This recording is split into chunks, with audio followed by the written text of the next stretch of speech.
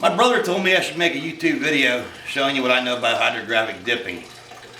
I didn't know much about it in the first place, and everybody will tell you a little bit, but nobody will tell you everything. I did call a guy and ask him about a dipping tub or tank, and he said he wanted $6,000 for it. And I thought that's an awful lot of money for something I want to do for a hobby. So I did some research through YouTube and asking people and some other things, and here's what I come up with. I went to Lowe's and bought a bathtub.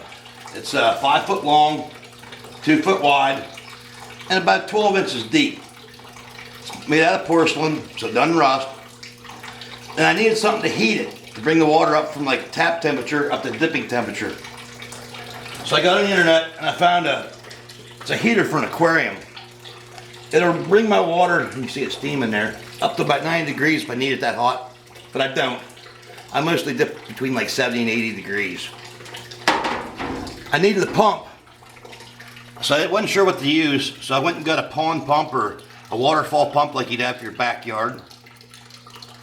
I plumbed it in. This is just plastic PVC. Runs from over here over to the pump. When you turn this on, water will come out these 3 ends and it'll push water toward the skimmer on the end of the tub. And what that's for, the pump does 2 things. It'll keep your water circulating to keep it warm throughout the tub, and it'll also take material from your last dip that you didn't get out, and it'll push it toward the skimmer. I run it from the skimmer down to a sock filter right here into a tub.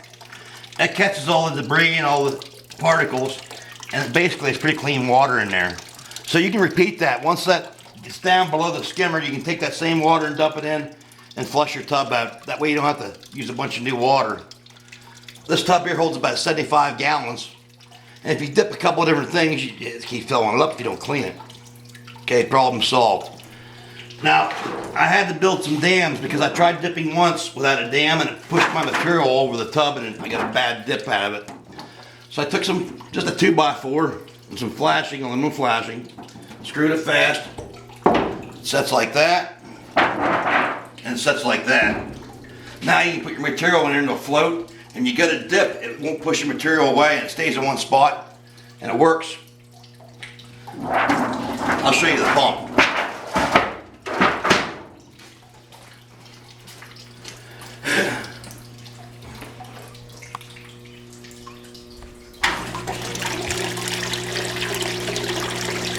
That's not a lot of pressure, but it's all you need.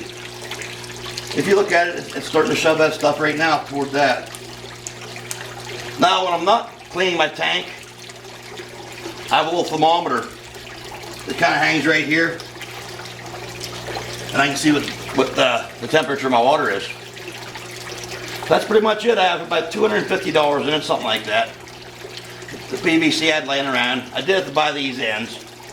I bought the pump, the tub, and the heater, and we're dipping. It's a process. I mean, will you hook your tub up and be able to dip like a pro? No, there's a lot of things you have to know. I did dip this piece over here. It's off a Harley Davidson. It's front of the fairing. It didn't turn out too bad. And over here, my first dip was that hard hat. And it was supposed to be skulls, but what happened, it all ran. And I figured out later what happened. I put too much activator on it. And too much activator will make it run like wet paint. So I could re-dip it, but it was my first dip. I'm going to leave it alone.